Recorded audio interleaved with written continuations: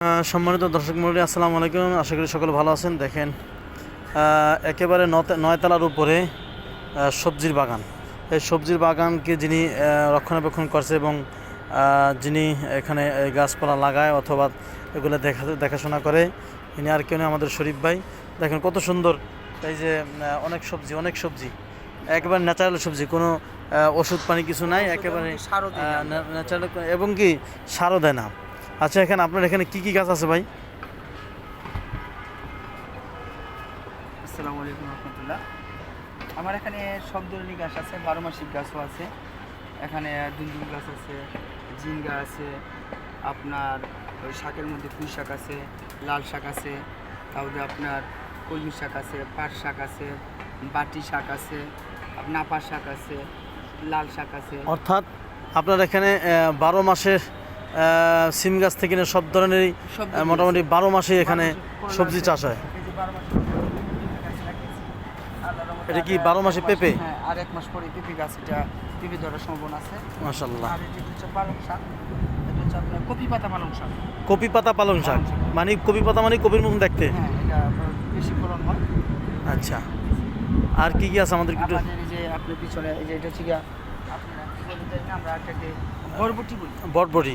বটবটি, যেটাকে বটবটি বলা হয়। এই ছোট গাছ, বটবটি ছোট থেকে এই ছোট থেকেই হবে। ওই যে পাশে দেখেন দর্শক বন্ধু, একেবারে ছোট, মাটির সাথে মিশানো, কিন্তু এটা প্রচুর বটবটি হয়। অর্থাৎ 12 মাসই এই বটবটি গাছে বটবটি দেয় আর এগুলো আল্লাহর রহমতে। এটা হচ্ছে 12 মাসের সিম। 12 মাসের সিম, 15-20 দিন পর পর এই সিম, অর্থাৎ এই ছোট গাছের সিম ধরবে। ছোট গাছের সিম তো এই যে মাশাআল্লাহ। তার প্রমাণ এই দেখেন, এই যে ছোট গাছের এই দেখেন আপনারা দর্শক মণ্ডলী, একেবারে ছোট গাছে সিম ধরছে, একেবারে মাটির সাথে মিশানো গাছ, তাতে সিম ধরছে। আপনারা দেখেন, মাশাআল্লাহ, আল্লাহর মেহেরবানি, খাস মেহেরবানি, কুদরত। এটা তারপরে হচ্ছে দেশি করলা। এই যে দেশি করলা আপনারা দেখতে এটা পাচ্ছেন, সচরাচর পাওয়া অলরেডি যায় না। করলা ধরছে, মাশাআল্লাহ। এটা সচরাচর এই যে করলা ধরছে। এটা সচরাচর কিন্তু এই করলা পাওয়া যায় না।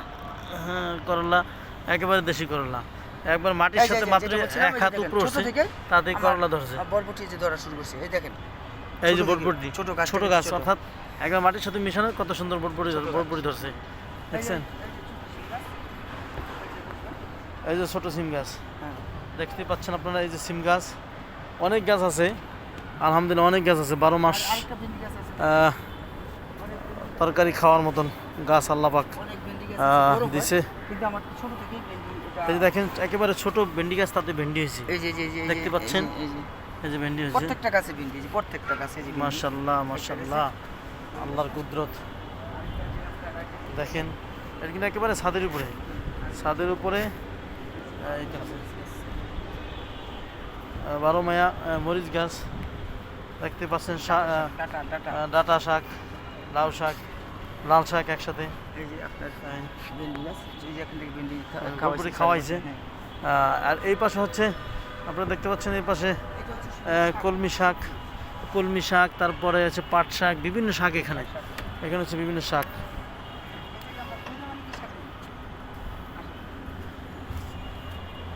এটা হচ্ছে ক্ষুদ্র মানে যাকে আমার এই ভাইয়ের জন্য দোয়া করবেন। আমার এই ভাই ছাদের উপরে দেখতে পাচ্ছেন যে কত উপরে ছাদরা, আশেপাশে বিল্ডিং দেখাচ্ছে। এই যে পাশে দেখেন, হ্যাঁ, দেখেন আপনারা, হ্যাঁ, এই যে শাক আর শাক, অর্থাৎ পুরো ছাদের মধ্যেই সুন্দর করে ন্যাচারাল প্রাকৃতিক বলতে ভাই এগুলো লাগায় এবং সেখান থেকেই আল্লাহ রহমতে ফল দেয় এবং শাকসবজি এখান থেকে হয়। যাক, সকলে দোয়া করবেন। আপনারাও চাইলে আপনাদের ছাদের উপরে এই যে 12 মায়া মরিচ গাছ, আপনারা চাইলে আপনাদের বাড়ির ছাদের উপরে আপনার ছাদটাকে শুধু ফেলে না রেখে আপনারা এরকম সবজি চাষ করতে পারেন। জি, সকলে ভালো থাকবেন ভাইজান। এবং এখানে আছে, সামনে একটু দেখাই, এই পাশেই অর্থাৎ সবজি বাগানের পাশেই রয়েছে কবুতরের খামার। এগুলো কবুতরের খামার, তারপরে খরগোশ, এরপরে মুরগি, কবুতর দেখতে পাচ্ছেন আপনারা, খরগোশ শুয়ে আছে দেখতে পাচ্ছেন। মাশাআল্লাহ মাশাআল্লাহ। খরগোশটার নাম হচ্ছে রাজু, খরগোশের নামও আছে আবার রাজু। তো ঠিক আছে, সবাই দোয়া করবেন। আসসালামু আলাইকুম।